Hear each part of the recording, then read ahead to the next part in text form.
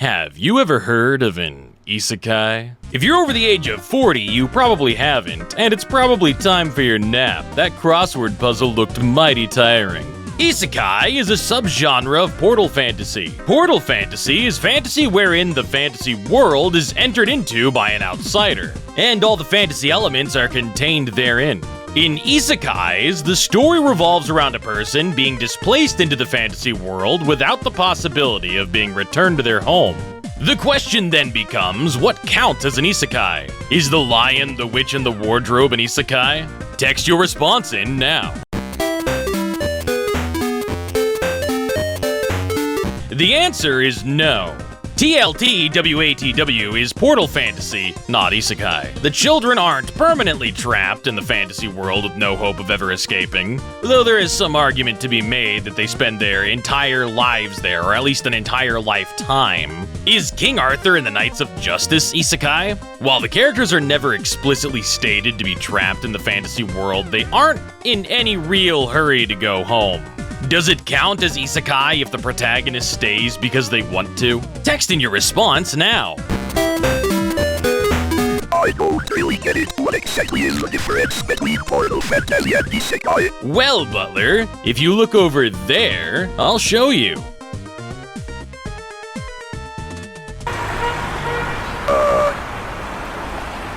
Dungeons & Dragons, the animated series, is in fact not an isekai, but rather is a general portal fantasy. Indeed, fair viewer, the Dungeons & Dragons animated series. I am Dungeon Master, your guide in the realm of Dungeons and Dragons. A thing that inexplicably exists not now, at the peak of Dungeons & Dragons popularity, thank God, but instead in the 1980s, just before D&D became a thing moms everywhere became terrified of thanks to this book. HauntLich, what is this book? I'm just a little baby, or I'm a European, and I'm not familiar with this particular piece of American lore. Well, The Dungeon Master, The Disappearance of James Dallas Egbert III, is a book written by private investigator William Deere. The book is about, as the title suggests, the disappearance of James Dallas Egbert III. JDE3 was a 16-year-old genius of sorts who, long story short, went into his school's utility tunnels. There he planned to commit suicide. His attempt failed and he went into hiding. William Deere discovered that Egbert played Dungeons & Dragons and suggested that Egbert might have gone into the tunnels to do a little live-action role-playing, or LARPing. Then it is time for LARP. Apparently this was one of many theories, and it was quickly dismissed by Deere. Who it wasn't dismissed by, though, was the mainstream American news apparatus.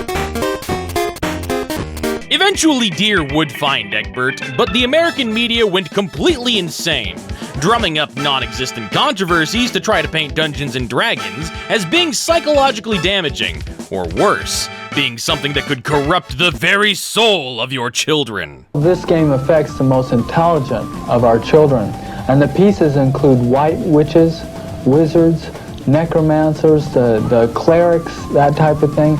It includes evil wizards. It's a white versus black witchcraft.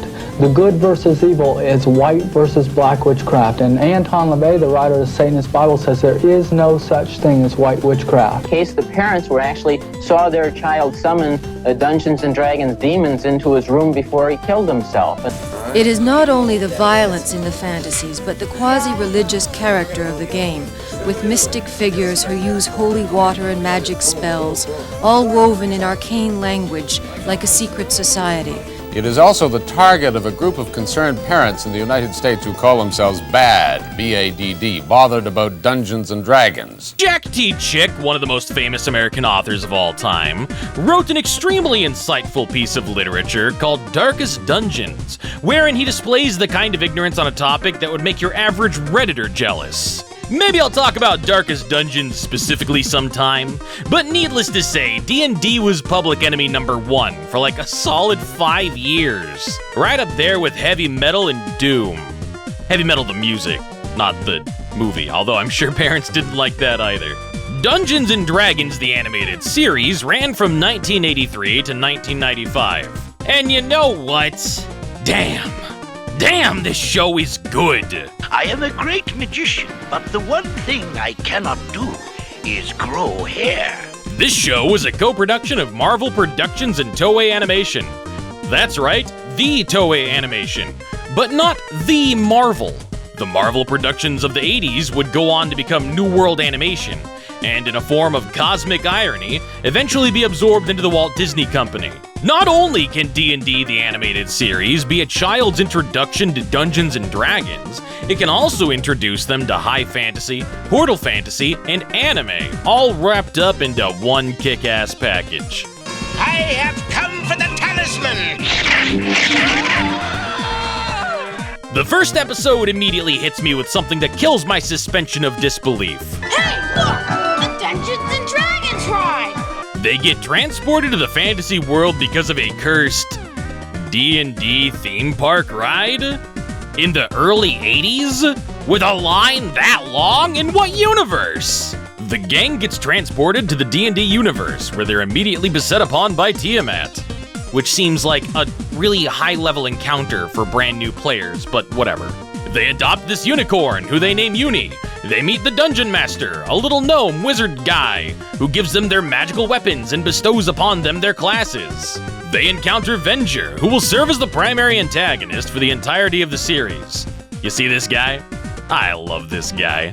Venger! Oh, no! That's a pretty busy first episode, right? A lot of exposition, a lot of things to introduce to the audience. Well, I tricked you.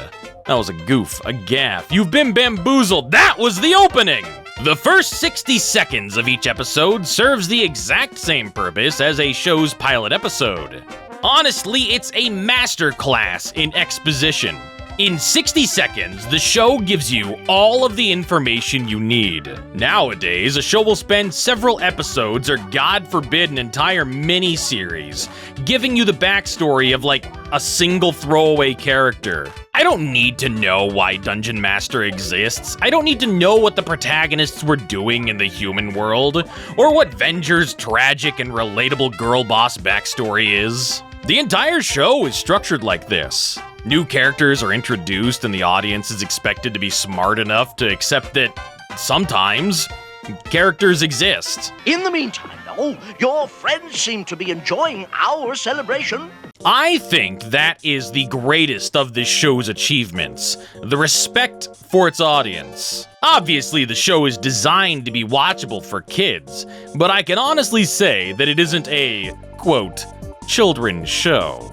No, dear viewer, what we have here is a bona fide general audience's experience. I would say, with complete sincerity, that if you want to ease a young person into anime, or really cartoons in general that aren't, Peppa Pig, Dungeons & Dragons is an absolutely spectacular start. It's enjoyable for little dudes and big dudes, and if you think I'm bullshitting, apparently the show was controversial at the time of airing, because it was considered to be too violent and mature for its intended age range. Your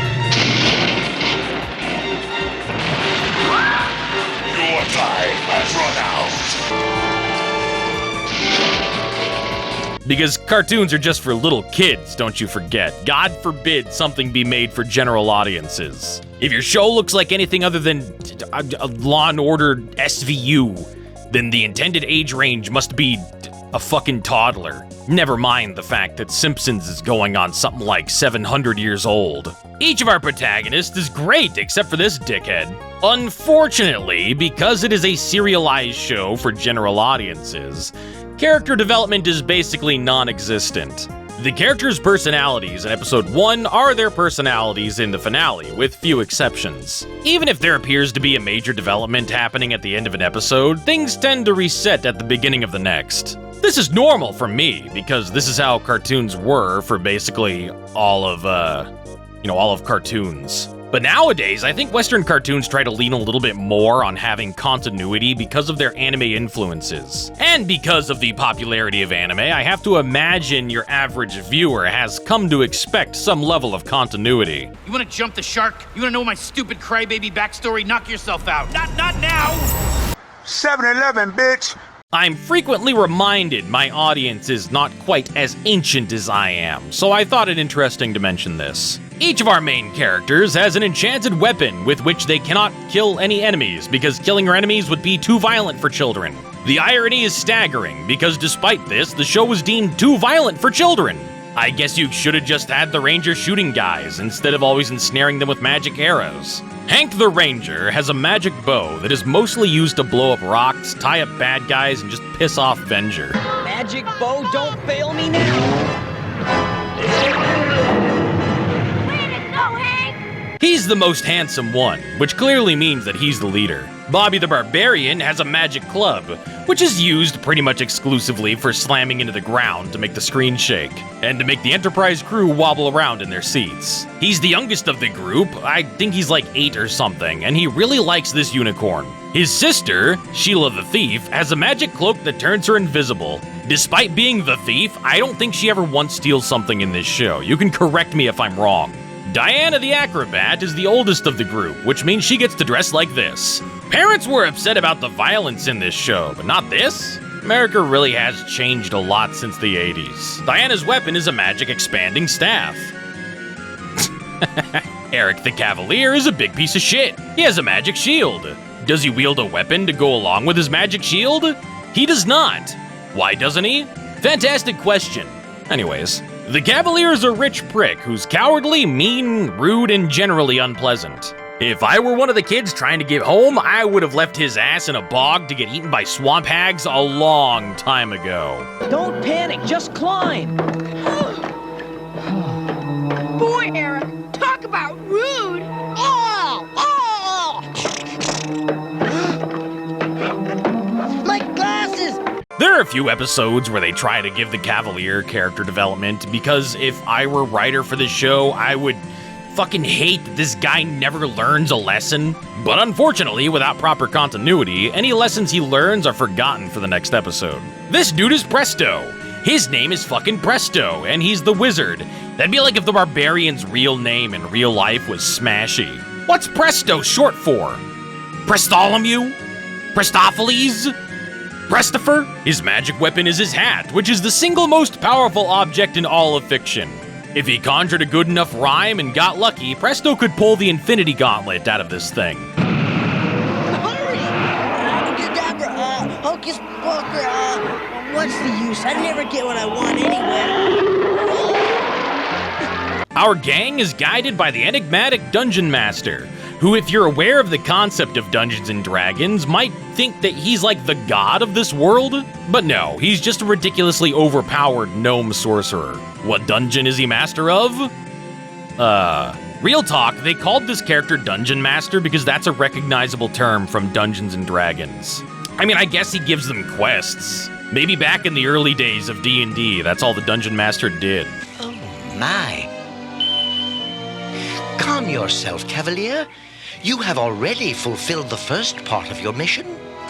The real star of this show is this guy, Venger. Venger is the main antagonist, and boy howdy do I love Venger. For a long time, I've wondered what D&D monster Venger is supposed to be. I assumed he was a lich, but apparently he's just an evil sorcerer. He and his henchman, Shadow Demon, are trying to get the enchanted weapons from the isekai protagonists so he can use their combined magic to kill Dungeon Master and become uncontested most powerful dickhead in the world. Venger's supposedly the second most powerful sorcerer in the realm, enslaver of dwarves, master of orcs, ally of creatures like Lolth the... oh, excuse me. Oh, let's try that again. Lolth? Lolth? Lolth. Come on, Gygax. I don't know how to say that. Lolth, demon queen of spiders. Anyways, the guy has all these monsters in his employ, and he does one spell for like the entire show. His magic missile. Honestly, he's a man after my own heart. Got a problem? Blow it up with magic missile. Anything and everything more complicated than that? Just get your minions to do it. Venger's magic missile brings me to my next topic about this show, the sound design. Now, the show's visual design is fucking fantastic. The sound design, though? It uses a lot of stock sound effects from this era, to its detriment. Venger's magic missile is the greatest offender, making a Scooby-Doo-ass noise I can only describe as schlunk. Insolent fool!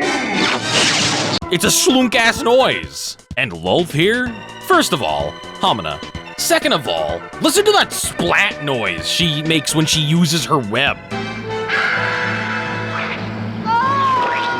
Also, that man is not wearing pants. And what noise is this fairy supposed to be making?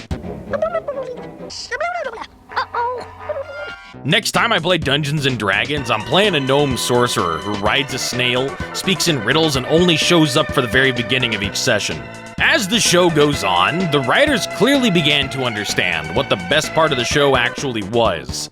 Venger. Surrender, Spellbinder. I return you to the swamp and let you live. He starts getting a lot more screen time, and his schemes start getting a lot more unhinged. In one episode, Venger manages to figure out how people keep getting isekai'd into his universe, and exploits it to, I shit you not, steal a fighter jet from the future, then kidnap a Nazi pilot, and give him the plane so that the Nazis win World War II. The Nazis winning World War II creates a world where the protagonists would never be born. Yeah, I wouldn't have done anything different, I guess. I got no notes, man. Without a doubt, my favorite Venger moment comes in the episode Day of the Dungeon Master, where after Eric the Cavalier is a dick one too many times, Dungeon Master gives over his powers so Eric can learn his ass a lesson about responsibility or some shit. Eric uses his powers to discover a way home, a magic tome with incredible power. Shadow Demon overhears this and goes to report it to Venger, who's just like standing here in this endless underground expanse, staring at a gigantic statue of himself, alone. Shadow Demon tells Venger about the tome, and Venger's like, oh shit bro, the Golden Grimoire, I totally want that. Venger goes to kill the kids, not realizing Eric has Dungeon Master's magic, but finds out where the Grimoire is during their confrontation. He rides off on his flying horse to get to it first. The party tries to ride a rock to fly there, but end up having to walk most of the trip because wyverns exist. So the party has to walk there on foot. They get to the place with the Grimoire, and after they show up, this happens. Quickly, Shadow Demon. We must reach the book sanctuary before our young friends. Like what took him so long to get there? Did Venger and Shadow Demon stop for fucking Starbucks on the way there and lose track of time? They accidentally blow up the Grimoire, which causes the castle to explode with Venger in it, resulting in...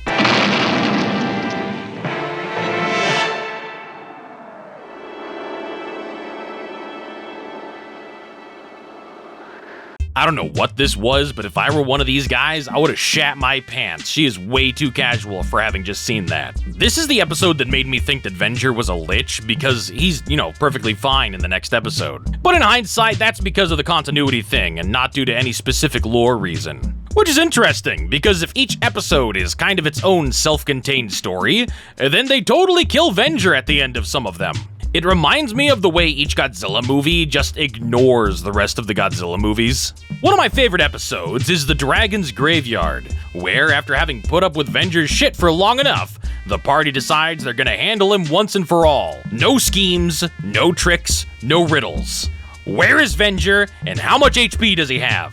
Hank even yells at Dungeon Master, which results in a really well done scene that makes me wish the show had a bit more character development than it has. My personal favorite episode is episode 16, City at the Edge of Midnight. The plot is cool and it has a lot of suspense, but one of the things I find most interesting about it is how the episode is aged. In the episode, the party meets Ramud, an over-the-top desert warrior who helps them fight off some monsters. The thing I find interesting is how they wrote Ramud. All right. Hey, you did it! No, my children. We did it. He's always hugging on the protagonists, referring to them as his children, and being very affectionate. My immediate response to this was that Ramud was creepy and that Sheila needs to get her hands away from that man's bare chest.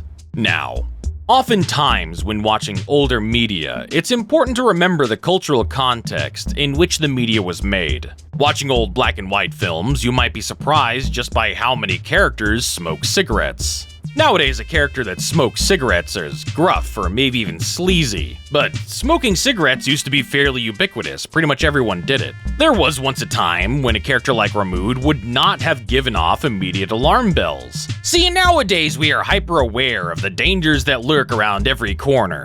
From the perspective of someone writing a character like this in the late 80s, Ramood is meant to be fatherly, a source of stability and familiarity for our young protagonists. Our protagonists who have been away from home for a long time, one of whom is a mere child. Things like this are part of the reason why I enjoy older media so much. Beyond the surface level of just enjoying the media, it gives you a glimpse into the culture of the past. A little window into what the world was like in an era so far removed from us, yet so recent. I would say it makes me nostalgic, but it'd be nostalgia for a time I didn't know. Episodes like this really serve as robust, self-contained adventures, and while not every episode is this good, a lot of them are, which is why I've done my best to spoil as little as possible. In that way, I think the show really captures the spirit of Dungeons & Dragons. Each episode is a new adventure with an overarching goal, a reason for the Dungeon Master and the adventurers to keep coming together. And really, as a show, I think it's a reminder that continuity is kind of overrated. As much as I think it would be nice for Dungeons & Dragons to have more continuity and character growth, that's not really what the show's about. Eventually, the episode comes where the adventures are over, but you can watch any episode of Dungeons & Dragons and get a full experience without needing to have seen any of the others. Even shows like The Venture Brothers, which I consider to be basically my favorite show ever, I find myself watching in order every time I watch it. It's best consumed one episode after another with little deviation. With Dungeons & Dragons, I could put the episodes on in shuffle and not have to think twice about it. It's also why I could easily babble on about each individual episode if I so wanted to, because each episode almost deserves a video in its own. I'm probably way overhyping it, and I'm willing to bet a few people are gonna watch it after this and be like, damn, Haunt, you really set my expectations way too fucking high on this one. Yeah, sorry. On a more personal note, I hope one day to create something like this. Something that captures this experience of getting to see a new adventure every episode, that's written so cleanly and so succinctly that anyone can join in at any time and still enjoy themselves. Maybe a little less kid-friendly, and maybe a tiny bit more continuity. But Dungeons & Dragons, the cartoon, and especially the tabletop game, have been huge inspirations for me creatively. I spent years playing Dungeons & Dragons with my friends, almost always as the Dungeon Master. The characters I got to introduce to people and the stories I got to tell them, it was something more special than I have the words to describe. And I hope someday I get to share that with a wider audience. Until then, hope Butler's alright. It's getting ready to be dinner time.